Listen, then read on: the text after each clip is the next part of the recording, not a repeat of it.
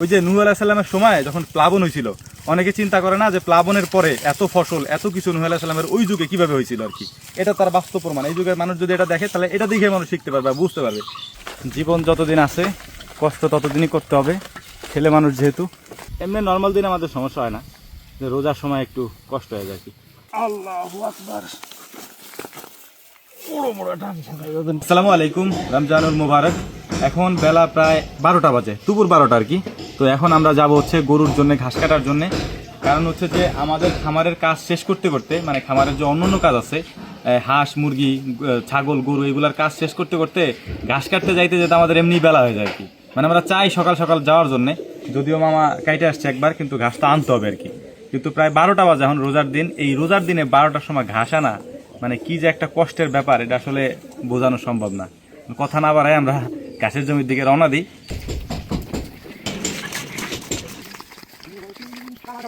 তো মূলত যে ঘাস আমরা এখন কাটতেছি এটা হচ্ছে আমাদের বুনা ঘাস আর কি। মানে আমরা যে ঘাস বুনছিলাম গত কয়েকদিন আগে, এই ঘাসটাই মূলত হচ্ছে এখন আমরা কেটে নিচ্ছি। ঘাসটা তেমন একটা বড় হয় নাই, কিন্তু আমরা কেটে নিয়ে যাইতেছি কারণ আমাদের আরও ঘাস আছে, মানে লাগানো যে ঘাস আছে ওই ঘাসগুলোও বড় হয়ে গেছে, যে কারণে এখানে কাইটা পানি দিয়ে আমরা অন্য জমিতে চলে যাবো আর কি।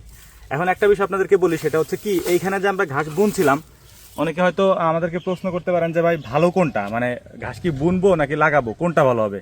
মানে আমাদের পরামর্শ থাকে হচ্ছে যে ঘাস লাগানোর ক্ষেত্রে ঘাস হইতে হইতে একটু সময় লাগে, মানে মিনিমাম 3 মাসের মতো লেগে যায় আর কি ওই ঘাস হইতে হইতে। কিন্তু যদি ঘাস বুনে দিই, ওই ঘাস হইতে তেমন বেশি সময় লাগে না, অল্প সময়ের মধ্যে ওই ঘাসটা মানে হয়ে যায় আর কি।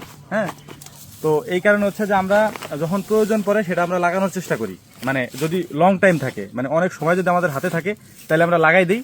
এবং যদি দেখি যে না আমাদের খুব দ্রুত ঘাসের প্রয়োজন, তখন আমরা বুনে দিই আর কি। আর ঘাস বুনে দিয়ে 2-3 টিপ পানি দিলে খুব দ্রুত ঘাস হয়ে যায়। ঘাস আপনারা হয়তো দেখছেন গত কিছুদিন আগে আমরা বুনে দিয়েছিলাম, ওই ঘাসটাই আলহামদুলিল্লাহ এখন আমাদের হয়ে গেছে, আমরা কেটে নিয়ে যাচ্ছি আর কি। কিন্তু যদি আমরা এখানে লাগাইতাম তাহলে এটা হইতে হইতে একটু সময় লাগতো আর কি। আর এই সিজনে মানে শীতের সিজন দিকে একটু ঘাস কম বাড়ে, যে কারণে আমরা বুনছিলাম আর কি।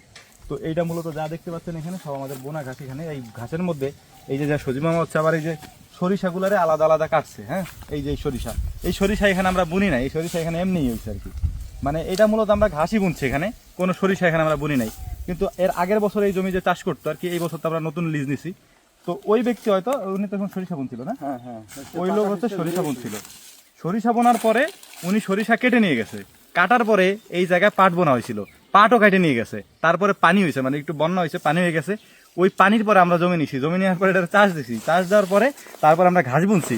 এরপরেও এই সরিষা হয়েছে, মানে এত পরিমাণে হয়েছে। এই যে দেখতে পাচ্ছেন, এই যে হয়েছে, ওই যে হয়েছে। তারপরে তো আমরা কত কয়েকদিন ধরে কেটে কেটে নিয়ে খাওয়া ফেলতেছি আর কি। কিন্তু যদি না খাওয়াইতাম তাহলে আরও নেওয়া যেত আর কি। এই যে আমি দেখাই, এদিকে আসো, এই দেখেন এই যে এই ঘাসের মধ্যে এই যে সরিষার গাছগুলি, এই যে এগুলো সব সরিষার গাছ, এই যে হ্যাঁ একদম দেশি সরিষা। এই সরিষাগুলো এখানে এত পরিমাণে হয়েছে, এখান থেকে ভিতর দিয়ে একদম ভরা সরিষা।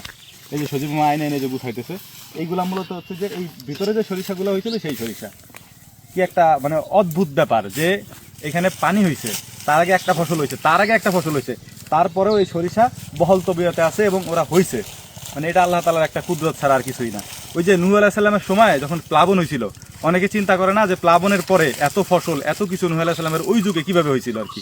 এটা তার বাস্তব প্রমাণ। এই যুগের মানুষ যদি এটা দেখে তাহলে এটা দেখে মানুষ শিখতে পারবে, বুঝতে পারবে যে নূহ আলাইহিস সালামের ওই সময় কিভাবে হয়েছিল, এখন কিভাবে হয়। কারণ এইখানে সরিষা ছিল, সরিষা পরে পাট বুনছে, পাটের পরে এখানে হচ্ছে যে প্লাবন হয়েছে, মানে প্লাবন বলতে টুকিটাকে একটু বন্যা হয়েছে, এখান থেকে পানি হয়ে গেছিলো। তারপরে জমি চাষ দিছি, জমি চাষ দেওয়ার পরে আমরা ফসল বুনছি, ফসল বোনার পরে ওই ফসলের সাথেই সরিষা হয়েছে। তো এটা কুদরতের একটা খেলা আল্লাহ তাআলার। হ্যাঁ, এটা চিন্তা করলে মানুষ এমনিতেই হচ্ছে ইমানদার হয়ে যাবে আর কি। তো যাই হোক, আলহামদুলিল্লাহ আমরা এগুলো নিয়ে যাবো এখন, যেহেতু একটা বাড়তি ফসল আমরা পাইছি, তো এখানে রেখে যাওয়ার কোনো কারণ নাই। আর আমরা এগুলো গরুর সাথে খাওয়াই দিয়েছিলাম, কিন্তু এত তো খাওয়ানো পসিবল না, এখানে অনেক পরিমাণে হয়েছে। যেমন এই যে এই যে একাটি হয়েছে, এরপরে এই যে সিরিয়ালে আরও আছে, আরও আমরা কেটে কেটে খাওয়াইছি আর কি। তো যাই হোক, আলহামদুলিল্লাহ সব কিছুর জন্যে। এই ঘাসের আর একটা বৈশিষ্ট্য হচ্ছে এই ঘাসগুলো হচ্ছে যদি একটু ছোটো সময় কাটা যায় আর কি, তাহলে আলহামদুলিল্লাহ এটার ফলন বেশ ভালো হয়। মানে বড় সময় ফলন হয় একরকম, ছোটো সময় ফলন হয় একরকম। বড় সময় যদি আমরা কাটি তাহলে হচ্ছে যে এটা মানে অনেক বেশি হয় আর কি, কাটার ক্ষেত্রে অনেক বেশি হয় গরুর খাবারের ক্ষেত্রে। কিন্তু ছোট সময় কাটলে এটার পুষ্টিগুণ এবং একেবারে উপর থেকে নিয়ে নিচ পর্যন্ত, এই ঘাসের আগা থেকে নিয়ে একেবারে গোড়া পর্যন্ত পুরোটাই হচ্ছে কাঁচা থাকে, যেটা গরু মানে খায় অনেক ভালো আর কি। কিন্তু আমরা অনেক সময় গরুরে জোর করে কিছু খাবার খাওয়াই, যেমন হচ্ছে ঘাস পাকাই ফেলি, তারপরে নিচের দিক থেকে শুকায় যায় আর উপরের দিক থেকে কাঁচা কাঁচা থাকে আর কি। তা আমরা ওইভাবে খাওয়ানোর উদ্দেশ্য একটাই যে আমাদের যাতে পোষায় আর কি, কিন্তু ওতে গরুর তেমন একটা পোষায় না। আলহামদুলিল্লাহ এই ঘাসের সাথে একটা বিড়ম্বনা আমরা ফিরে পাইছি, সেটা হচ্ছে এই যে কাঁটাগুলি দেখতে পাচ্ছেন, এটারে আমরা আমাদের ভাষায় বলি লোহাগাড়া গাছ আর কি। হ্যাঁ, এই গাছটার মধ্যে আগাটুকুরা সম্পূর্ণটা হচ্ছে কাটা, এই যে দেখতে পাচ্ছেন এই সম্পূর্ণটা কাটা, এটা ধরে এইভাবে কাটাটা পসিবল না আর কি। তো সজীব মামা কিভাবে কাটে এটা আপনাদেরকে দেখায়। এই দেখেন যে তার হাতে এই যে গ্লাভস পরা আর কি। হ্যাঁ, এই যে এই গ্লাভসগুলো পরে মূলত হচ্ছে এটা মানে এই আপাতত কাটা হইতেছে মূলত এই যেগুলো যেহেতু নরম এইগুলোর মধ্যেও কাটা ঢুকে যায় আর কি। কিন্তু এইভাবে যদি আমরা রাইখে যাই তাহলে হচ্ছে এই জমিতে এই ঘাসগুলো এইভাবে থেকে যাবে এবং এই জায়গাটা নষ্ট হবে আর কি। তো বাধ্যতামূলক এটা আমাদের কাটতে হবে। দেখতেই পাচ্ছেন যে এই জায়গাটুকু মানে এইখান থেকে নিয়ে ওই মাথা পর্যন্ত একেবারে এই পুরো জায়গাটা হচ্ছে এরকম হয়ে গেছে আর কি। কিন্তু তারপরও এটাকে কাটতেই হবে, আর এটা ধরাও পসিবল না, এটা এমনি খালি হাতে ধরা একেবারেই পসিবল না আমাদের এই অঞ্চলে, বা আমরা এটাকে লোহাগাড়া বলি আর কি। আমি দেখাই একটু কেটে, এই যে গাছগুলি আছে, আর এখন তো তাও মোটামুটি এটা কাটা যেতেছে। হ্যাঁ, আর কয়দিন পরে যখন এই গাছটা আর একটু বড় হবে অথবা এই গাছটা যখন একটু শুকাবে তখন এটা মানে ধরা একেবারেই পসিবল না আর কি। তো যে কারণে হচ্ছে ছোটো থাকতে আমরা এগুলোকে কেটে ফেলি আর কি। হ্যাঁ, তো ছোটো থাকতে কাটলে দুইটা সুবিধা আছে, একটা হচ্ছে যে এটা আমরা গরুর ঘাসের সাথে দিয়ে দিতে পারবো, মানে মেশিনে দিলে এটা ওই ঘাসের সাথে দিলে এটা একেবারে গুঁড়া হয়ে যাবে আর কি। তখন আলহামদুলিল্লাহ ওই গরু এগুলাকে খেয়ে ফেলে আর কি। কিন্তু যখন শুকায় যায় তখন এগুলা গরুর মানে মুখের মধ্যেও কাটা ঢুকে, যেগুলো আমরা এই জন্য শুকানোর পর আর নিই না, একটু কাঁচা থাকতেই নিয়ে যায় আর কি। কিন্তু এগুলো আবার বহন করাও কষ্ট। এই যে আটি সাজাইতেছে না, এই আটি সাজানোর পরে যখন আমি নিব বা আমরা যখন নিব তখন এই যে গামছা দিয়ে তারপর সবার চাদর দিয়ে তারপর আমাদের ওই রাস্তা পর্যন্ত নেওয়া লাগে, নাহলে হচ্ছে এখানে মানে ক্ষত বিক্ষত হয়ে যায়, যেটা আসলে আমাদের দেখানো পসিবল হয় না অনেক কিছু, কিন্তু আসলে হয় এরকম। হ্যাঁ, যদিও আমরা যে ভিডিওগুলো করি ইদানিং এই ভিডিওর স্পিড বাড়াই যায়, তারপর আমরা ভয়েস ওভার দিই, পরে ভয়েস দিই, আপনারা হয়তো ওইভাবে বোঝেন না আমাদের মানে যে অনুভূতি বা কষ্ট, এটা আসলে বোঝানো পসিবল হয় না। যখন আমরা এইভাবে ভিডিও করি তখন আমাদের এইগুলো আসলে ফুটে ওঠে যে আসলে কী পরিমাণ কষ্ট আমাদের হয়। অনেকে মনে করেন যে আসলে মানে এটা হয়তো খুব সহজ কাজ, কিন্তু যারা না দেখবেন বা না করবেন মাঠ পর্যায়ে এসে তারা আসলে বোঝাটা পসিবল না আর কি। এই ধরেন এই যে রোদ দুই সাইড দিয়ে, এখন তো শীতের দিন শেষ, গরমের দিন চলে আসছে, দুই সাইড দিয়ে রোদ এসে একবারে মুখের দুই সাইডে লাগে আর কি। ত্বক আর চেহারা থাকে না তখন। কাটা, হ্যাঁ, এই ঘাসের সাথে প্রচুর পরিমাণে কাটা, এই যে এইখান থেকে সম্পূর্ণটা কাটা, এটা উঠাইতে গেলেও হচ্ছে সমস্যা। ও বাবারে,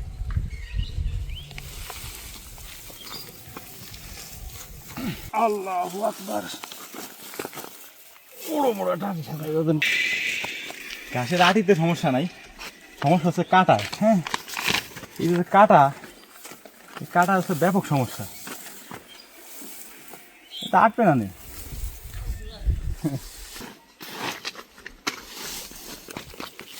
এমনিতে রোজার দিনে তেমন একটা সমস্যা নাই, কিন্তু সমস্যা হচ্ছে যদি পানি পিপাসা লাগা যায় আর কি। হ্যাঁ, কারণ রোদ্রের যে স্পিড আর কি, যে তাপ, মানে কি আর বলবো, শরীরে একবার চামড়ার ভিতর দিয়ে ঢুকে রোদ আর কি। পানি পিপাসা লাগলে অবস্থা টাইট রোজার দিন আর কি। এমনি নর্মাল দিনে আমাদের সমস্যা হয় না, যে রোজার সময় একটু কষ্ট হয়ে যায় আর কি। যদিও কষ্ট হলেও কিছু করার নাই, কাজ তো কাজই, করা তো লাগবেই, এটাই আর কি।